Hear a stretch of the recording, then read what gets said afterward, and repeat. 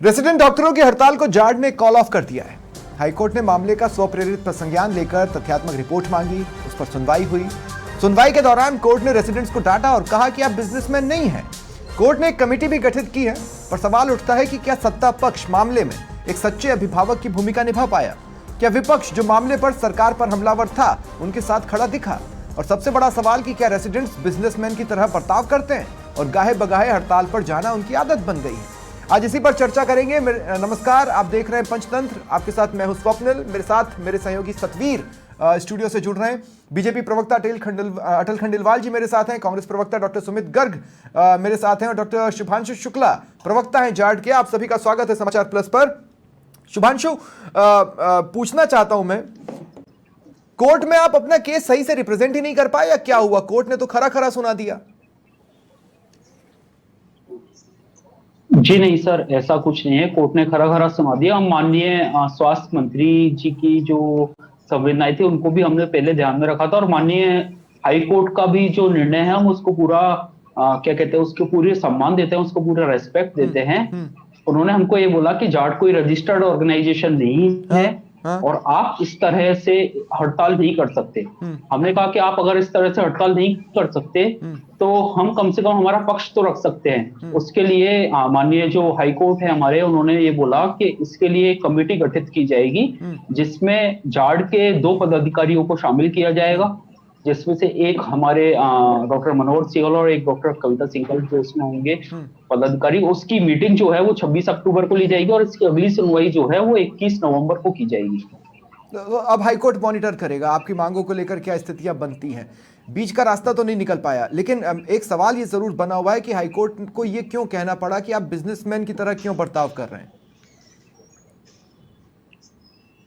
Sir ये तो हम खुद इससे ऐसे डेडलॉक में आके फंस गए हैं कि हम खुद ही सरकार से पूछना चाहते हैं कि ऐसी क्या मजबूरी रही कि हमारे साथ वार्ता नहीं की गई। सीधा ये प्रसंज्ञान जो है वो माननीय हाईकोर्ट को लेना पड़ा। ये भी तो हो सकता था कि सरकार हमारे साथ मध्यस्थता वार्ता की जाती। शुभांशु, ये भी तो हो सकता है कि सरकार ने ये देखा कि भाई रेसिडेंट्स तो पार्टी कर रहे हैं, स्विमिंग पूल में तैर रहे हैं, हो सकता है कसरत के लिए तैर रहे हों। सर वो तो बिल्कुल आपकी गंभीरता की बात इस बात को मैं बिल्कुल अभी क्लियर कर देना चाहता हूँ। वो बहुत भ्रामक फोटोग्राफ्स हैं और इस चीज की आप क्या कहते हैं सच्चाई पर बिल्कुल भी हम कोई बयान नहीं दे सकते। आप भी नहीं कह सकते, हम भी नहीं कह सकते, क्योंकि हम अभी तक डटे हुए हैं। 15 दिन हो गए, 15 दिन से हम हमारे इवन घर वालों से नहीं मिले हैं। हम यहीं पे हैं। हम सिंबॉलिक ओपीडी भी करने वाले हैं। हम वो सारी जो चीजें हैं, हम आज भी मरीजों के इलाज के लिए तत्पर थे और अगर आज माननीय हाईकोर्ट ने, उच्च न्यायालय ने ये बोला है तो हम आज भी काम पे लौटने को तैयार हैं। तो ऐसा कुछ नहीं है। वो बिल्कुल भ्रामक प्रचार है जो किया जा रहा है कि रेजिडेंट जो है वो पूल पार्टी कर रहे हैं। ठीक है। अटल खंडेलवाल जी, मुझे एक बात बताइए कि क्या अभिभावक के तौर पर सरकार फेल हुई है? ये मैं इसलिए कह रहा हूं कि ये चीज आउट ऑफ कोर्ट हो जानी चाहिए थी। इसमें कोर्ट को स्वप्रेरित प्रसंज्ञान लेना पड़ा। देखिए स्वप्निल जी, पहले भी इस पे अपन डिबेट कर चुके। बेसिकली सरकार को अभिभावक की तरह अगर जाट मानती तो बहुत ही अच्छा होता। और हम तो कह भी रहे थे कि भी अटल जी, नहीं अटल जी, कोई तकनीकी खामी आई है। मैं आपकी आवाज को नहीं सुन पा रहा हूं। डॉक्टर सुमित गर्ग, मेरा बहुत सीधा सा सवाल है। जितना टीवी डिबेट्स पर खुलकर रेजिडेंट्स के लिए कांग्रेस ने बोला उतना सड़कों पर उतरकर नहीं बोला। नहीं, दूसरा अच्छा आ गया, ठीक है। अटल जी की आवाज आ गई। सुमित जी मैं आऊंगा आपके पास। नहीं अटल जी, सीधा सवाल है, क्या सरकार अभिभावक के तौर पर फेल हो गई? नहीं, मेरी आवाज आ रही है? हाँ आ रही है, बोलिए।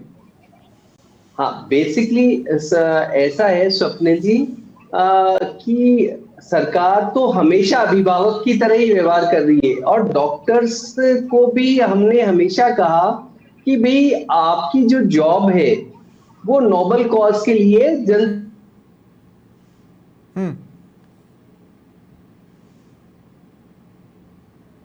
नहीं लगता है कुछ टेक्निकल इश्यूज सामने आ रहे हैं। सतवीर, क्या हुआ? क्या रेसिडेंट्स अपनी बात नहीं रख पाए, कोर्ट को समझा नहीं पाए, या उनकी बातों में दम ही नहीं था?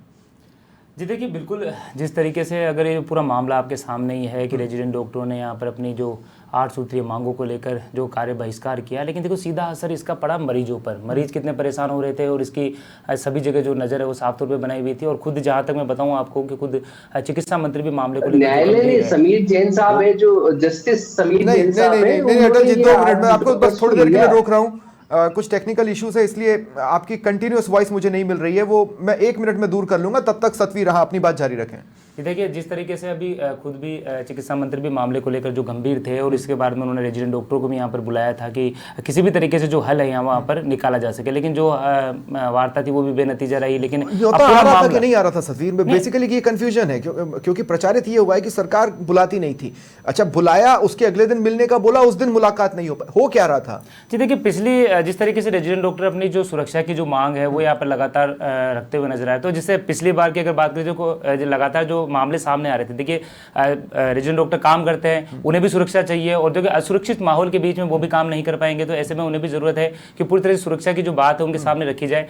लेकिन जिस तरह से वार्ता की बात है, जब ये कार्य बहिष्कार कर रहे थे, इमरजेंसी की जो सेवा उस समय तो वहाँ पर काम कर रहे थे, लेकिन इसी दौरान उन्होंने यह भी कहा था कि अगर 48 घंटे के अंदर हमें वार्ता के लिए बुलावा नहीं आता है तो हम पूरी तरीके से काम बंद कर देंगे। लेकिन चिकित्सा मंत्री गजेंद्र सिंह खीवसर ने खुद बुलाया था स्वास्थ्य भवन के अंदर, जो इनकी जो प्रतिनिधि मंडल ने मुलाकात भी की थी और पूरे बिंदुओं के ऊपर जो चर्चा है वो यहाँ पर की गई थी। लेकिन देखिए वहाँ पर भी पूरी तरीके से जो सफलता यहाँ पर नहीं मिल पाई थी, नहीं तो ये हड़ताल उसी समय यहाँ पर खत्म हो जाती या किसी भी तरीके से रेजिडेंट डॉक्टर है वो भी अपनी बात रख पाते मंत्री के सामने। मंत्री ने खुद ने भी यहाँ पर बात रखी थी कि जो भी आपकी वाजिब चीजें वो हम सही तरीके से रखिए, हम आपको पूरी तरह से पूरा करेंगे। लेकिन सबसे बड़ी जो समस्या थी उन मरीजों के लिए थी जो मरीज वहां पर लाइनों के अंदर खड़े थे, 4-4 घंटे तक लाइनों में खड़े होने के बाद में भी उनकी जो परेशानियां कोई सुनने वाला नहीं था।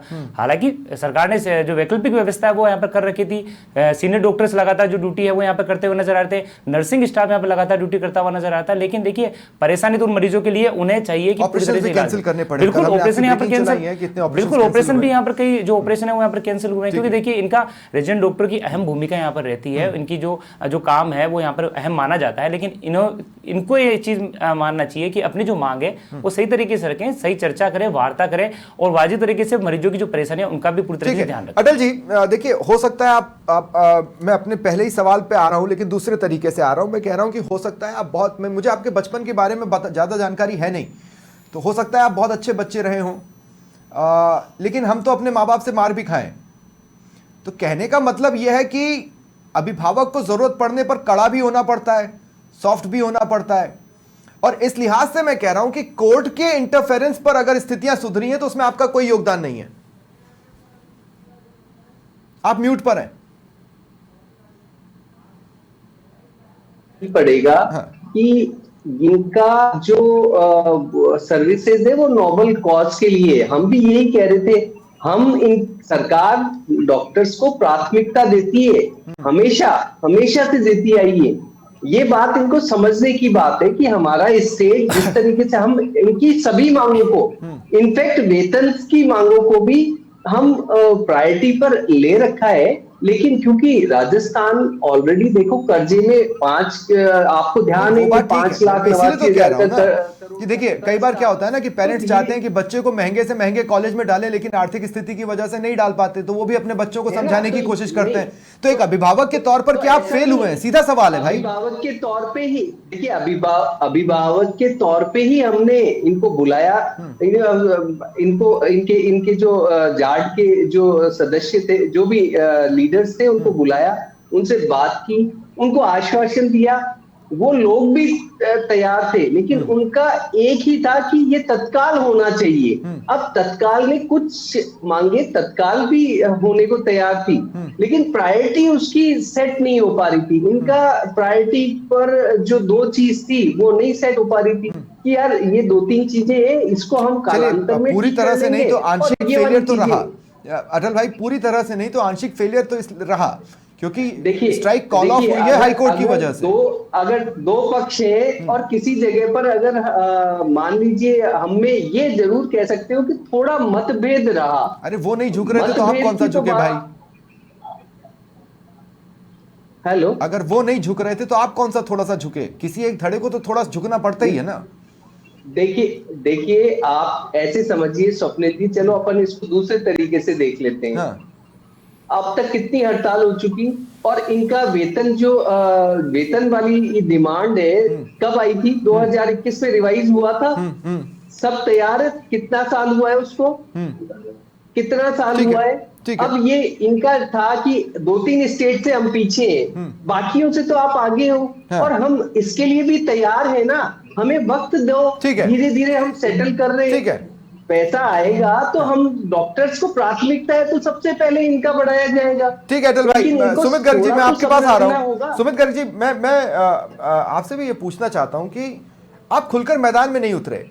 कहने का मतलब है कि टीवी डिबेट्स पर तो आप लोगों ने रेसिडेंट्स का बहुत साथ दिया, लेकिन सड़कों पर या अस्पताल में पहुंचकर रेसिडेंट्स का साथ देते आप लोग नहीं दिखाई दिए। क्या इसलिए क्योंकि आपको भी लग रहा था कि इस मामले में जनता का साथ नहीं मिल पाएगा, सिंपैथी नहीं मिल पाएगी? स्वप्निल जी नमस्कार। जी। स्वप्निल जी, मैं अपनी बात आपके उस सवाल को दोहराते हुए करूंगा जो आपने अटल जी से पूछा था कि क्या सरकार अभिभावक के तौर पर फेल हुई।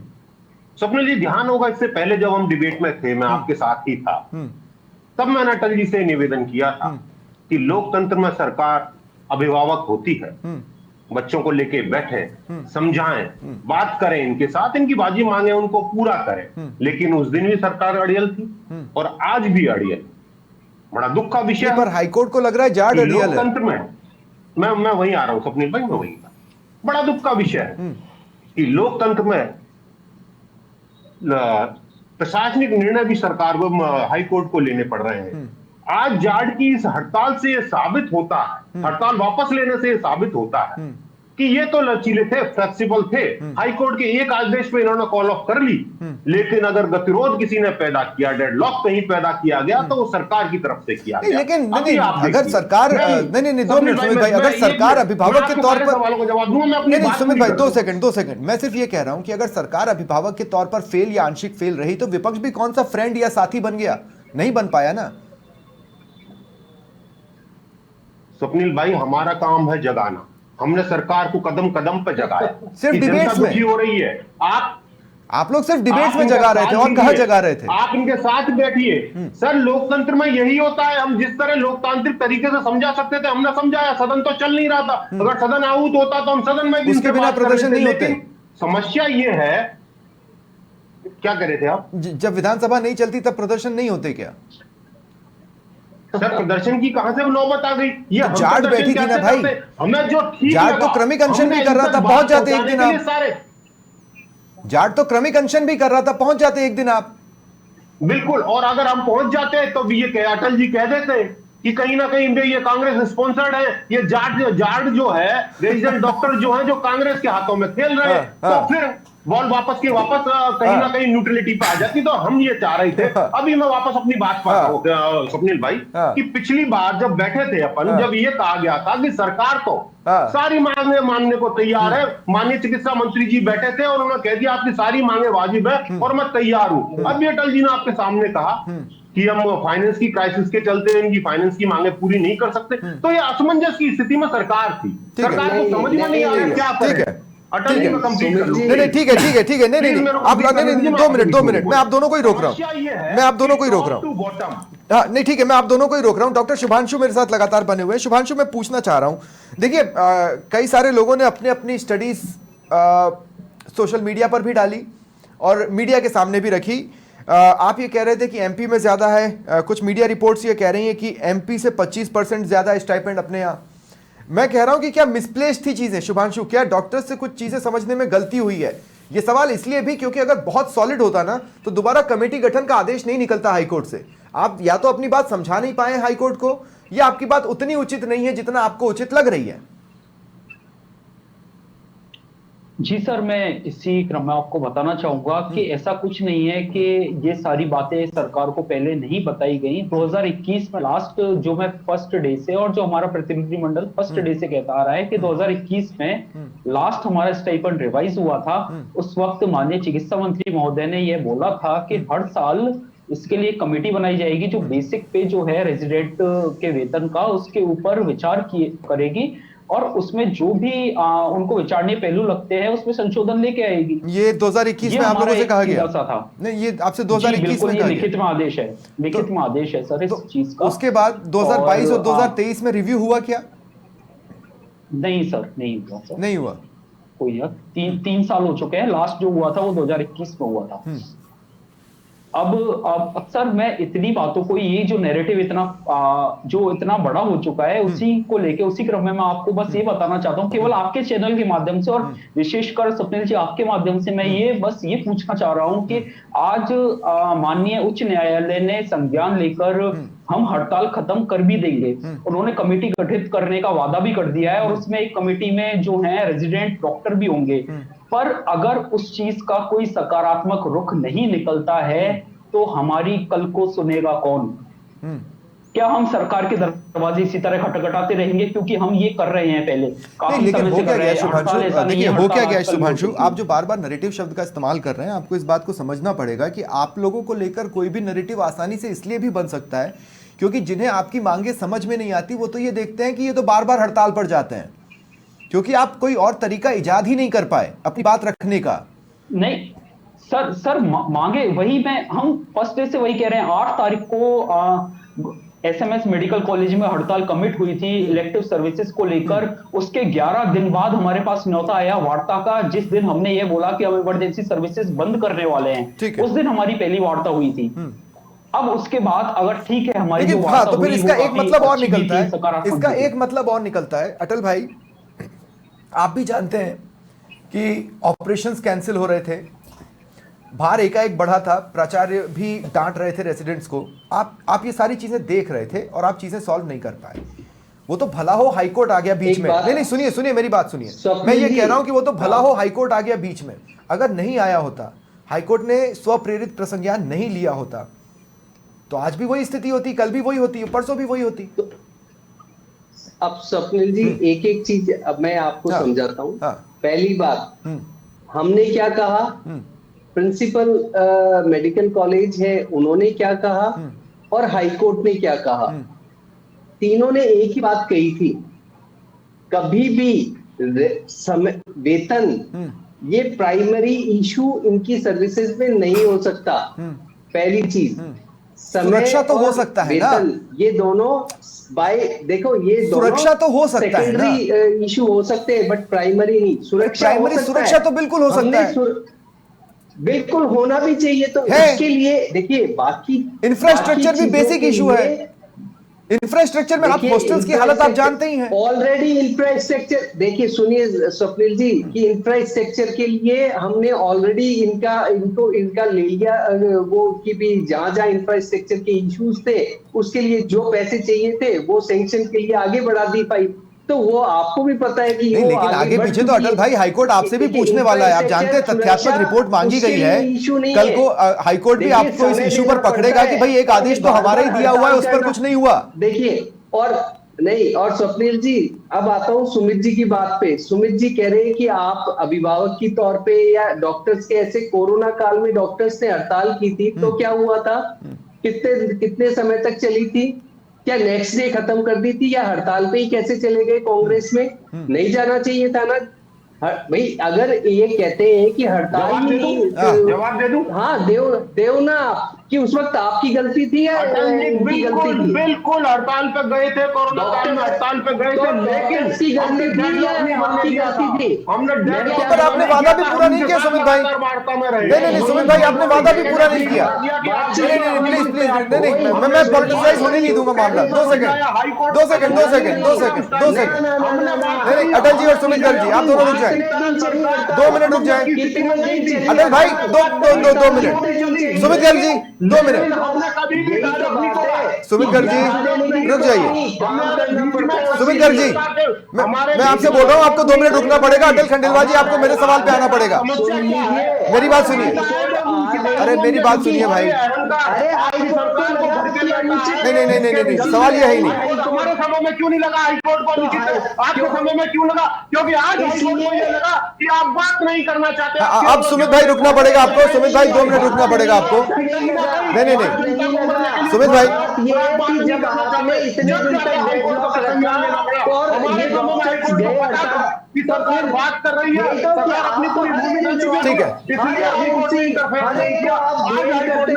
कॉल ऑफ कर ली गई है। आप लोग इस तरह से न झगड़े। 2 बेसिक पॉइंट्स हैं जो आपको सोचना होंगे, वो मैं आपको बताता हूं क्या क्या है।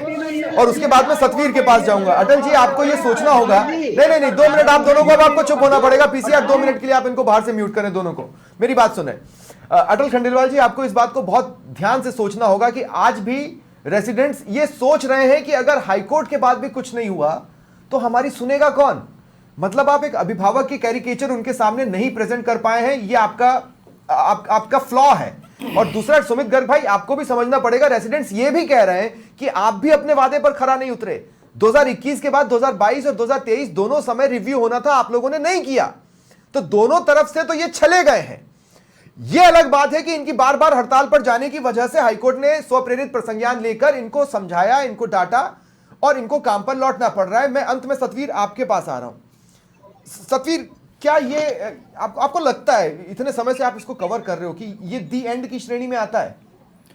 जी देखिए, बिल्कुल आप जिस तरीके से बात यहाँ पर साफ तौर पर अभिभावक वाले कह रहे थे, तो ये बात यहीं पे रेजिडेंट डॉक्टर और जो सरकार है या इनके कोई प्रतिनिधिमंडल है तो वहाँ से ही बैठकर आराम से हो सकता था। लेकिन यहाँ पर जिस तरीके से हाईकोर्ट ने यहाँ पर देखिए परेशानी यहाँ पर हो रही थी, परेशानियाँ मरीजों को हो रही थी, और जिस तरीके से सारी बातें जो मामला है को हाईकोर्ट में पहुँचा, तो उसके बाद में कहीं ना कहीं प्रसंज्ञान हाईकोर्ट द्वारा लिया गया। लेकिन ये बैठकर बातचीत कर इस मामले को यहाँ पर सुलझाया जा सकता था, लेकिन आखिर वो ऐसा हुआ नहीं। और जिस तरीके से रेजिडेंट डॉक्टर अपनी बात यहाँ पर लेकिन क्या अब ये एक परिपाटी नहीं बन रही है कि रेसिडेंट्स को अब किसी का भी साथ खुलकर नहीं मिलने वाला, चाहे वो विपक्ष हो चाहे वो जनता हो, उनके प्रति सिंपैथी धीरे धीरे लोगों की कम हुई है? क्या ये फैक्ट नहीं है? जी देखिए, अभी जिस तरीके से खुद रेजिडेंट डॉक्टर यहाँ पर खुद बता रहे हैं, अपनी बात कर रहे हैं कि आखिर वो अपनी जो अगर मांगे यहाँ पर रखेंगे तो किसके सामने यहाँ पर रखेंगे।